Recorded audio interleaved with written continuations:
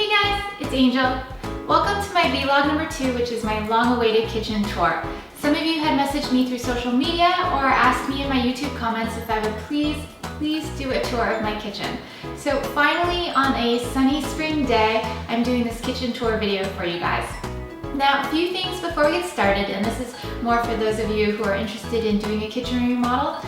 This kitchen was a studs out remodel that I did about 2.5–3 years ago. And before that, I had soffits all around the kitchen area. So even behind me, there was soffits, and it really kind of closed in the kitchen. And you couldn't see from the kitchen to the dining room. Everything was kind of blocked in. So I had the soffits removed as part of the remodel, and I really like this open kitchen concept that I have today. So with that, let's get started with a tour of the kitchen island. So this here is my kitchen island, and because my kitchen's not very big, I wanted to maximize all the storage space available. On this side of the island, I use these cabinets to store some of my smaller appliances.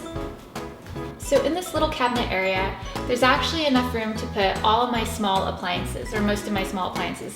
I've got my rice cooker, my toaster, my milk frother, my crock pot, my egg cooker, and the reason why I wanted this little area here with shelving space is so that if I have like my toaster or my rice cooker and I don't use that on a daily basis, I don't need to leave it out because it's just more clutter on the kitchen counter. So this is a great kind of area for me to hide my stuff, and it works out really good because it fits perfectly and it's easy access and it's easy to get to. So highly recommend to organize an area for small kitchen appliances, especially if you don't use them on a day-to-day basis. On the other side of the island, since it's closest to the sink, I have my knives, my silverware, and my plates.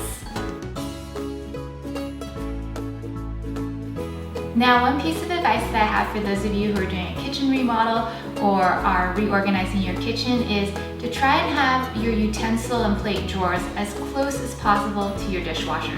So that way it's super quick and easy to put your plates and cups away. In my kitchen, I measured it out so that when you open your dishwasher and you open your utensil drawers, it's literally right there. So here I've got my knife set. I've got my steak knives and my main knife set that I use here. In this drawer, I've got my utensils and my chopsticks. And below that, I've got my plates. So I've got plates and bowls, and I store them in these little plate and bowl holders, also that I got from IKEA. And they're really nice. They're fairly inexpensive. And what they are is they have an adjustment on the back. So you can just turn this knob, adjust it, and this can expand or shrink depending on how large your plates are. So it's really nice to be able to just kind of store and organize your plates and bowls like that. See? So below that drawer, I've got my pots and pans. Some of my pots and pans that I put here. I've got my stock pot and some saucepans, as well as a steamer cover. Let's see what else. And that's pretty much my kitchen island. So over here we have my favorite trash can, and I know it's weird to say that a trash can can be somebody's favorite, but it really is a great trash can. It's a Simple Human stainless steel trash can, and how this trash can works is that you step on it with your foot and the lid automatically opens so you don't need to use your hands. This trash can was made so that your garbage was on your left, which is the larger bin, and then your recycling was on your right. But I actually switched those two around so that my recycling bin is larger than my garbage bin, and that's because I recycle a lot, so I don't have a need for a large trash can. If you guys are in the market for a new trash can, I highly recommend taking a look at Simple Human's trash cans. They make awesome trash cans, and they have tons of different sizes and varieties for lots of different home uses. So check that out. So right behind me is my kitchen stove, and you guys have seen this in most of my videos. This stove is a gas oven and range made by a company called Blue Star, and I really like this stove because it comes with an integrated wok burner. So what does this mean? It basically means you can take off the top cast iron portion of the stove, and underneath is a place where you can set your wok down, and it fits perfectly with no added wok ring necessary. So it's really kind of cool, especially if you do a lot of Asian cooking and you do cook with a wok. Here up at the top I have my range hood, and what I really like about this range hood is that it has an auto shut-off feature. So let's say you're cooking and you want to go eat right away, but you still want to leave the fan on. You just press and hold this button, and it has an auto shut-off feature where after 10 minutes it'll automatically shut off. Kinda neat for a fan, huh? Over to the right side of the stove I've got 3 drawers, and in my top drawer is where I keep my cooking utensils. Below that, I store my wok for easy access, and it's really kind of cool because I put my wok ring on there, I set my wok down, and it actually fits even with the cover on. And finally, in the bottom drawer, I store my mixing bowls.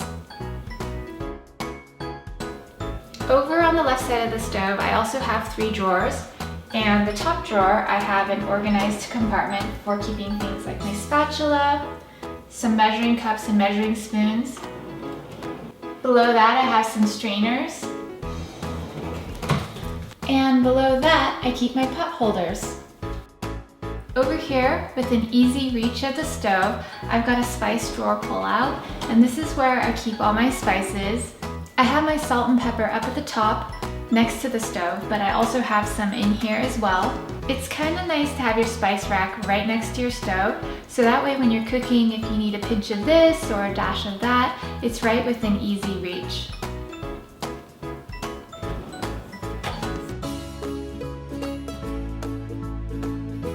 Over here I have my sink, and it's an undermount stainless steel sink.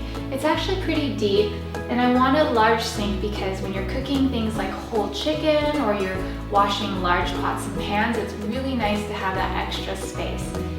Over here I've got my hands-free soap dispenser, which is really nice because if you're cooking chicken or pork and your hands are dirty, wave your hand underneath the soap dispenser to wash your hands. Right here I have my little basil plant, and I actually got this about 2 months ago, so this lasted a really long time. It smells really good too. I got this basil from the grocery store, and it's a living plant, so it was only a few dollars. It's lasted for so long, and all I did was I just put it in a mason jar, and every day I put about 1 to 2 tablespoons of water in it. And that's about it. I have fresh living basil that you can put right on your kitchen counter. Over here I've got my Zojirushi hot water dispenser. So I have hot water ready for any time that I want to have hot tea, and also my Rebel coffee grinder.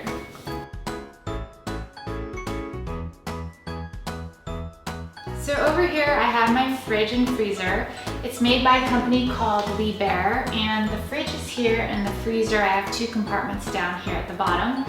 But here is my fridge.